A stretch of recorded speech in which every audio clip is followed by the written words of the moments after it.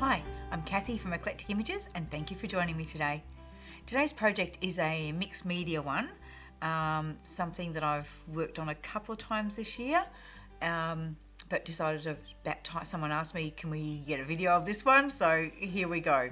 So it's using what I did, first time I did this, I decorated up a diary for myself and one in more green tones for my daughter. So this was our diaries for this year.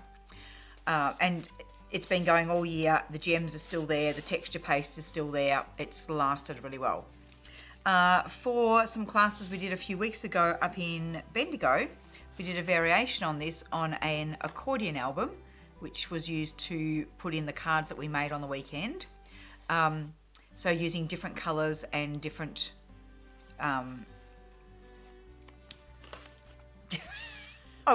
just using different combinations of colours. And same thing with putting texture paste through the stencil. So today's one, I'm going to use my journal that I featured last year when we talked about travel and journals. This is a lovely little flip one with this great cover that wraps around with a string, and it's really cute. And I thought I'm going to decorate this cover page here. So, but it will use the same process that I've done for the other couple of projects. So we start off with our plain card. I'm going to paint this with some Mont paint. So we'll show you the paints that we're going to be using. So I've got the Mont acrylic colours in basic colours, and then the Mont metallic acrylic intro set. Now these colours are just gorgeous. I've used them for painting masks for makeup, and now using them on cardboard surfaces and stuff. They just bring your paint to life. The ink we'll be doing some colouring with is Versamark Clear Nocturne. We also have a little chipboard done by Melinda from Scrapbooking'n'craft. She makes all our stencils and does some great little chipboards as well. So we're going to decorate that up.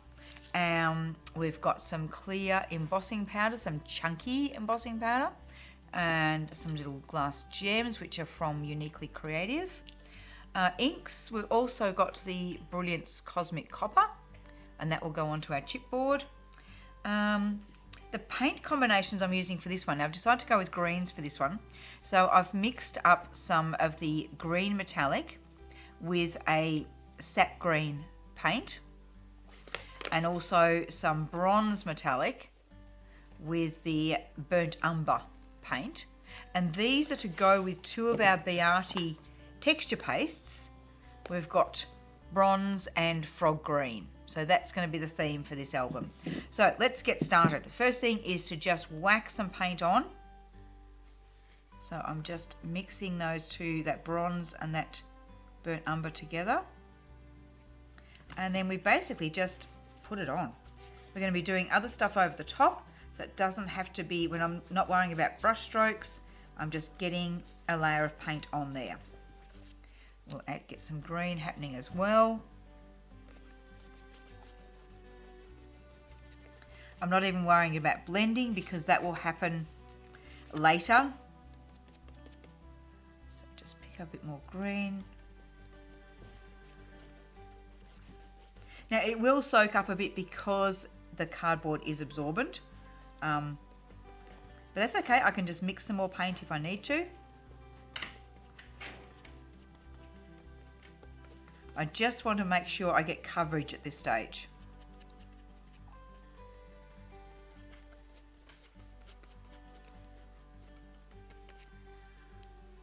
I'm just going to wet my brush a bit just to pick up that green a bit easier.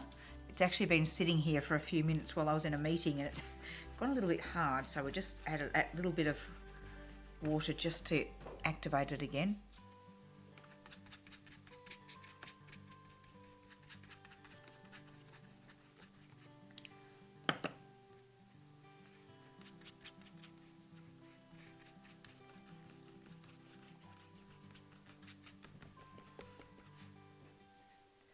And I'll do this half in the bronze as well. Just going to grab a spare bit of paper and pop it into my album. This is where I was testing out colours to see which colours matched with the texture paste and which combination of paints went well with them. we'll just grab a little bit of paper just to pop in the front cover there, so I'm not painting the notepad in underneath.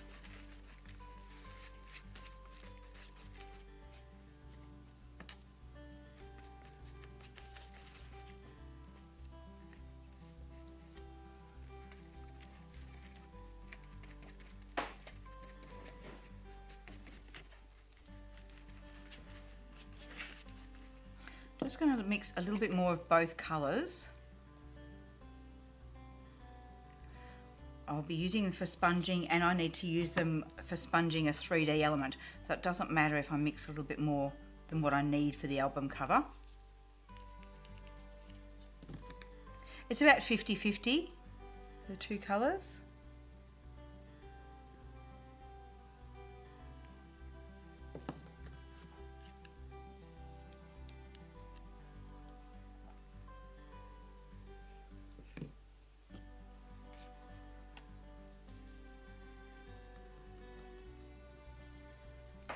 That paint palette you're using, Mm-hmm. is that easily gettable?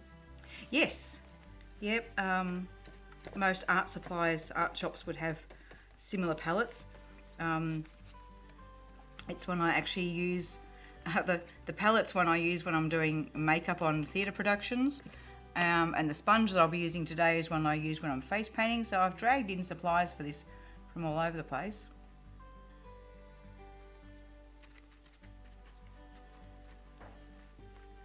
But yes, the palettes actually come as a two-part. You have another exactly the same but slightly bigger that fits over, so they can be fitted together, which makes you don't use them that way, but it's good for storing that way. Now I'm going to grab a sponge. This is quite a dense sponge, and just round it off like that. Pick up a bit of the green paint, and I'm just going to start getting the two colours blending together by just pouncing over. This is why I said that it doesn't matter if we get a few brush strokes and things, because we're going to blend them in together by doing this pouncing.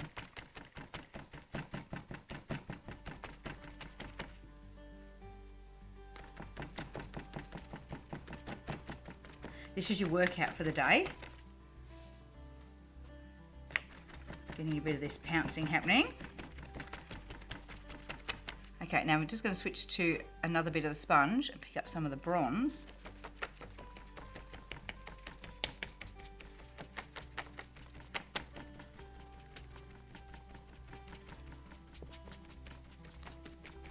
And if I need to, I can go back and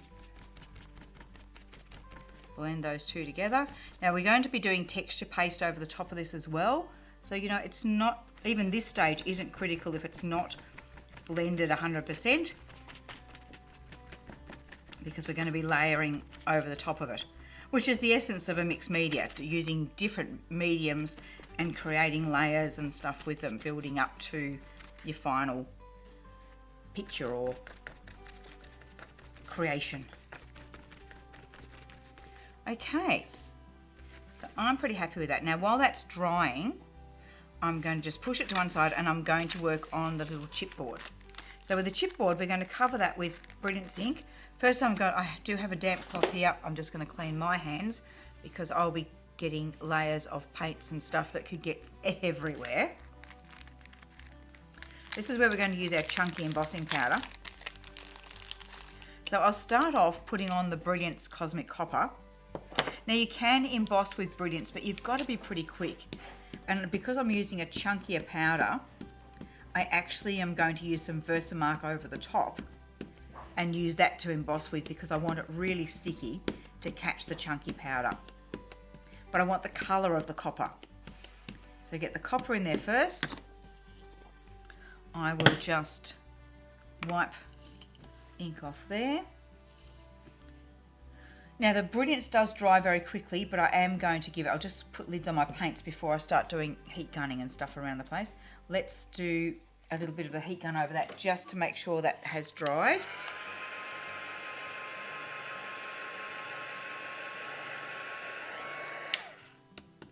Feels pretty good. And get our chunky powder and our Versamark ready. So we'll just put down some catching paper. We've got our BRT Colour Blast Chunky Embossing Powder here. Now we might want to do a couple of coats with this. Also, knowing that things are going to get hot, I've got my tweezers standing by, ready to hang on to bits. So I'll ink it over here.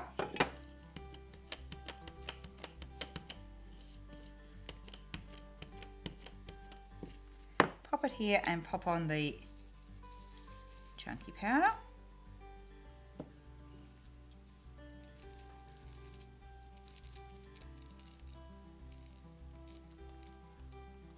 And we'll do a couple of coats of this, so I'm just going to hang on to that with my tweezers. Move our powder out of the way. Now sometimes when your piece is still hot from embossing, sometimes you can just, I'm going to go sideways, Matthew, sometimes you can just whack it down back into that embossing powder. I'll bring it back into shot, sorry, I'm right over the side. So you can heat it and then just pop it back into the embossing powder. Other times you might need to do some re-inking. So let me just, what's going to be best, what if I move this out of the way for the moment, so I can have my chunky powder over there, just making sure that Matthew can be able to see what I'm doing. So does that work? Can you see if I'm heating there, and then I can put over to there? Good, because I do not want to have heat going anywhere near where I've got open embossing powder. So let's heat. Now this is going to be a challenge, isn't it? Not heating in the wrong spot and holding this so that you guys can see what I'm doing.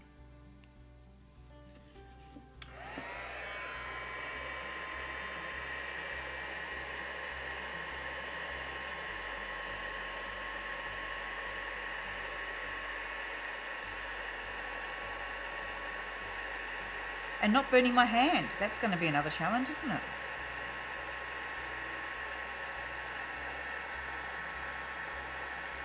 How magic is that when you get that thickness building up? Surely you have to suffer for such magic. Suffering for my art? Yeah. So a bit of a burnt hand's okay? Well, better if your skin's not part of the art.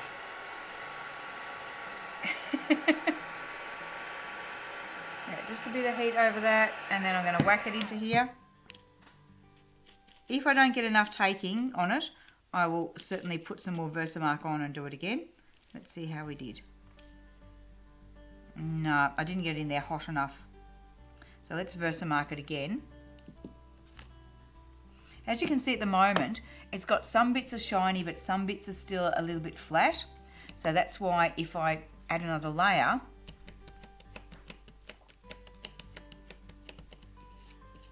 it'll start to actually get more of thickness of that powder building up. And I can see I didn't quite, because I'm hurrying, I didn't quite get enough time for that Brilliance ink to dry, and I've got a bit of Brilliance copper ink on my Versamark embossing pad, but that's okay because I can take that off on a bit of paper towel or something and re-ink the pad. So that's not going to be a problem, but at home you would wait a little bit longer between inking up your piece with the Brilliance before you put your Versamark on. Okay, let's go again. Now this should, sometimes you do up to 3 layers, but 2 will probably be enough for this project. See how it's all moulding and moving, and this is where a chunky powder is so good. Because it just gets, you can do it with a finer powder, but it just takes more layers to build up. Whereas this, you just get so much happening.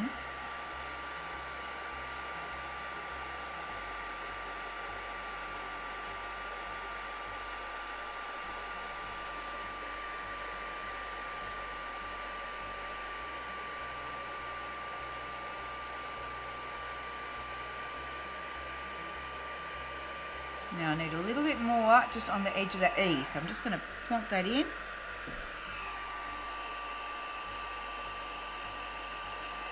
Nope, still not getting into that spot in there. That's got it. Wonderful. Okay. Make sure any of the bits are done. Heat gun off. How wonderful is that? Can you get a close-up of that one, Matthew, so you can see the shine? Oh, I've got a couple of grains there. No, they'll just brush off. How beautiful is that? Okay. I will need to give my tweezers a clean, but that's for another time. Let's just brush off any excess.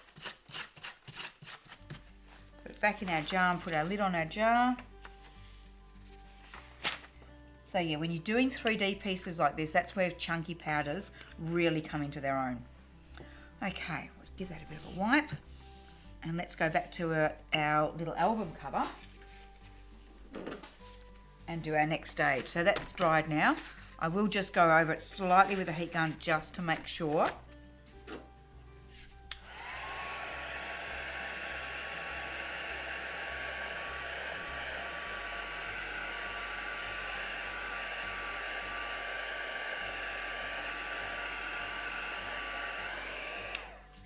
Okay, so our next stage now is to grab our stencil that we're going to use, and I've decided to use this one, which is from Beati, from the Alice in Wonderland collection, but I'm going to, rather than using the cogs which I used on the Bendigo one, so that's the cogs used there, instead I'm going to use the script. Now because I'm going to do it over there and there, I've got to be a little bit careful. Not so much when I'm doing the inking, which is the first stage, but when I do the texture paste, I've got to be very careful that I don't lay the stencil on where I've already put texture paste. You'll see that as we go. So let's just lay that on there, and I'm going to pop in some of the Nocturne ink.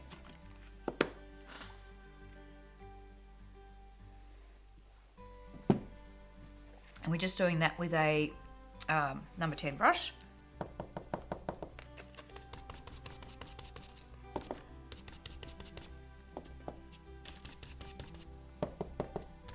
Someone's knocking at the door, isn't it?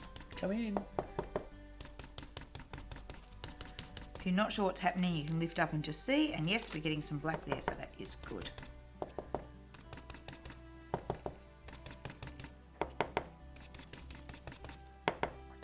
Now, this could also be done with a black paint. It doesn't have to be done with ink. It's just that for me, for doing this as a class, it's easier to give inks a wipe because we're using the stencil again immediately. I can give the inks a wipe off the stencil and dry it quicker than I can wash paint off it. So that's why I'm using the ink, but certainly black paint would be fine.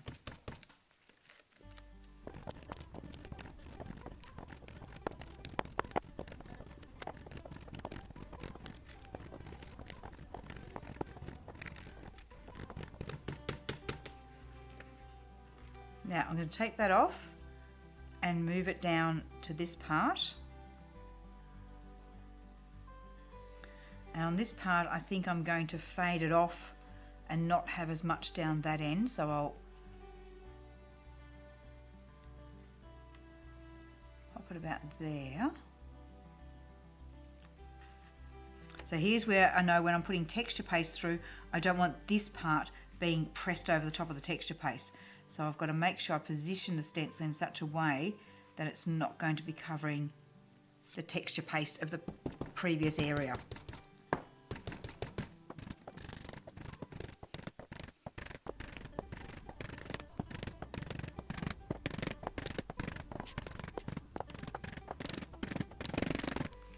Okay, so we can lift that away now and see I've made it heavier up the top and a little bit lighter down the bottom. So I just now need to give that stencil a little bit of a clean, and then we can put our texture paste through it. So we'll just give it a bit of a wipe with our cloth.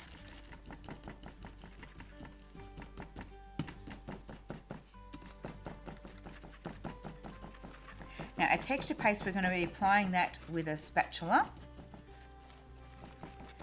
And what I need to do, so I'll start off, I'm going to have both, I've got a spatula here, I'm going to have both the frog green and the bronze open, and I've got a bit of paper towel standing by for wiping the spatula on. So I place the stencil back over where we first did it, and I can see it was lined up. That's the pattern there, I think. No, sorry, I lie. It was that one there. Okay, so you can see that's lining up. Now what I want to do now is move it up a little bit and across a bit. And this will make sense in a moment. So I'll start off with some bronze. So with your texture paste, pop it on and then just smooth it over your stencil. So you need to get it into all those grooves, but especially when you've got a slightly bigger area, you don't want to scrape so much that you scrape it back out again. So it's really a matter of, once you've put it on, then keep your spatula quite level. So pushing it in, and then you can scrape it off. But yeah, don't dip into the areas or you'll lift out some of your paste.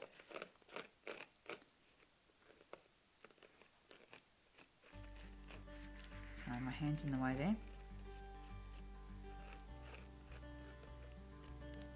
Now, I'm just going to bring the bronze forward in a few random spots.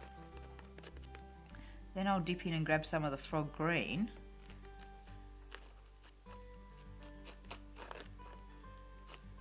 And it's going to, where the two colours meet, we're going to get a bit of a mixture of colours. And that's what I want, so that they just blend in together.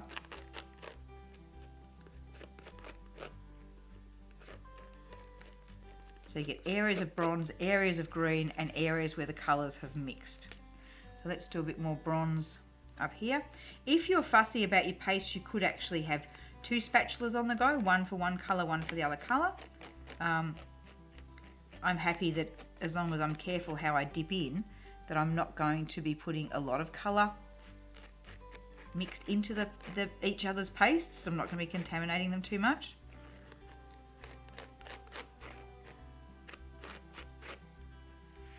Okay, let's go down here. And that's a fair bit of a mixture of what I've got on the palette knife now.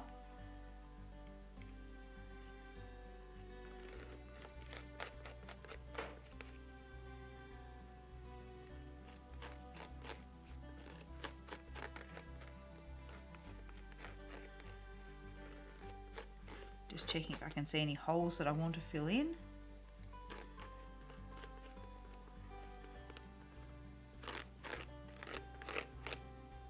And if you've got a little hole, you might find that you can actually just pick up a bit of the excess paste from on your stencil and fill it in. Okay, so now going to very gently lift off, and you get this wonderful reveal moment when we see how that's worked with putting the ink on first. You get that awesome shadow. Now I'm just going to wipe my finger around the edge there, just to take off any excess bits there, and I'll wipe that on my paper towel. Now, this is where we place the stencil on the other half, and you'll see, hopefully, if I've got it right, we're not laying it over the top of that one. But I do need to do making sure I'm over it to start with, and then the up a bit and across a bit.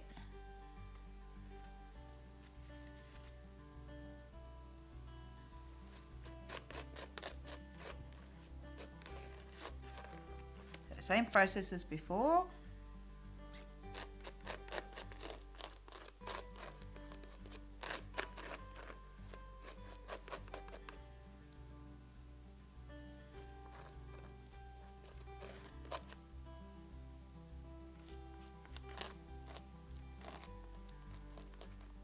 I'm just trying to remember with this half, because I didn't cover the whole lot, trying to remember where I inked and where I didn't, and have a look, see if I can see through the stencil to see the inking underneath.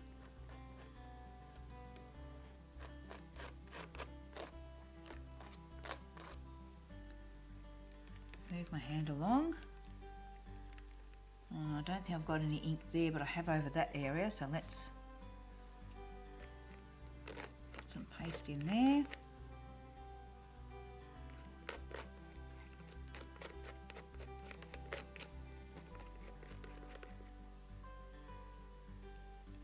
Definitely got some down that bottom corner.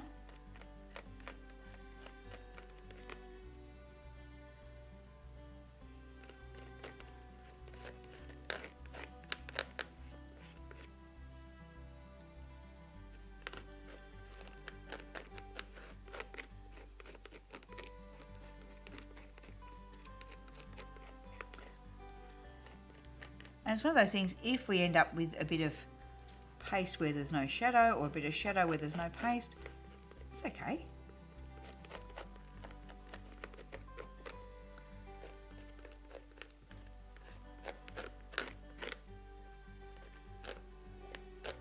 Okay, let's do our reveal. Lifting up carefully. Now that needs to be washed very soon. I'll just pop it to one side for the moment and get that into the wash pretty quickly. Just take off any edge bits. Wow, how gorgeous is that? And lids on your paste. What I'll also do with these is I'll pop a little bit of Glad Wrap in the top of them just to stop any drying out. I do find with texture pastes that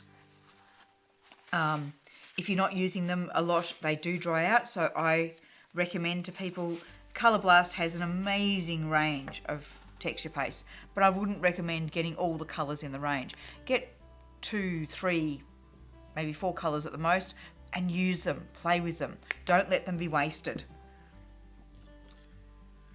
Okay, now I think that is going to sit nicely in there. But I've also got my 3D piece to add in, which I want to put down in this bottom corner. So I'm just going to put some adhesive on that. And this is just a bit of matte multimedia. I could also use glossy accents.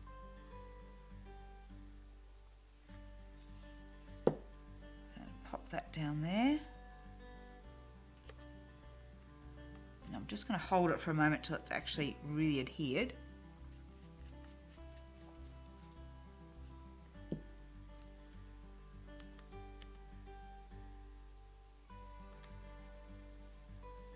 Okay, while I'm holding that down, actually I might just use my glue pen, my Zig glue pen on this, because it'd be easier to get around the letters. You stay pressed down.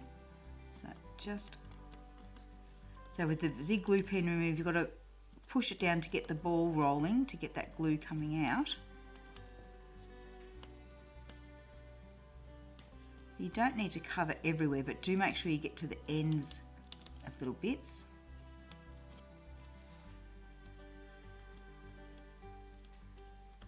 Even if it's just a few dots along them.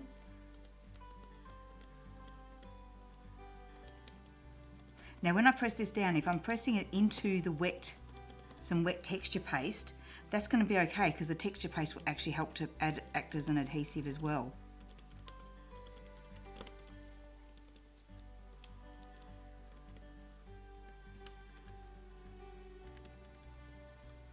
Just stop and give that another little push.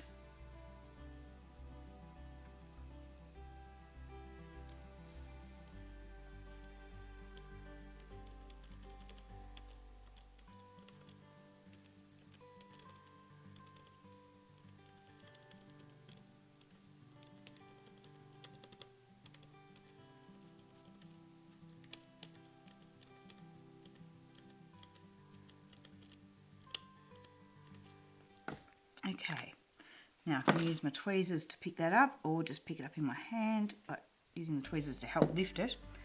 Position it where I want it. Now my cover's going to come over there, so I might put it on this side. Hang on, let me have a look. My cover's going to go that way, so I want it here.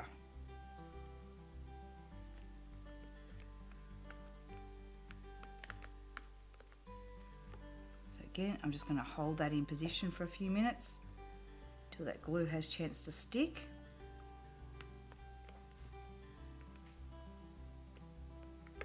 And yeah, if I'm pushing it into the texture paste, that is fine. How wonderful does that look with the mixture of the colours underneath and then the texture paste on top? Try not to stick your fingers in the texture paste while you're doing the pressing down.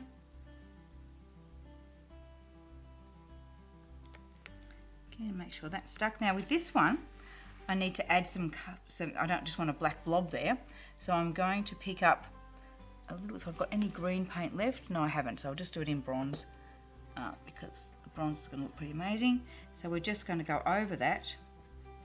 So the black becomes the texture, the relief to it, and this becomes the highlight on it.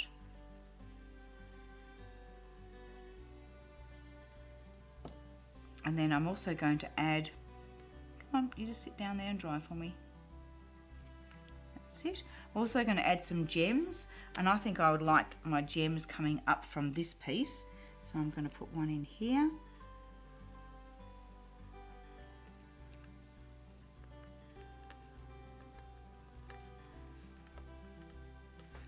How many gems you put on is totally up to you. And whether you pick them up by hand or whether you pick them up in tweezers is also your call. I sometimes find tweezers makes it easier to place, but other times they just jump out of the tweezers and it makes it even more tricky.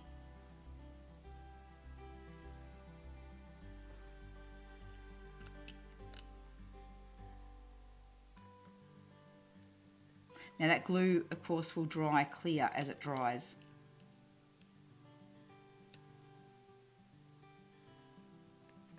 And again, if you happen to have some texture paste where you're putting the gems on, it would just, again, act as more an adhesive and will help the gems to stay on. So don't be afraid of sticking your gems into an area that's got the texture paste.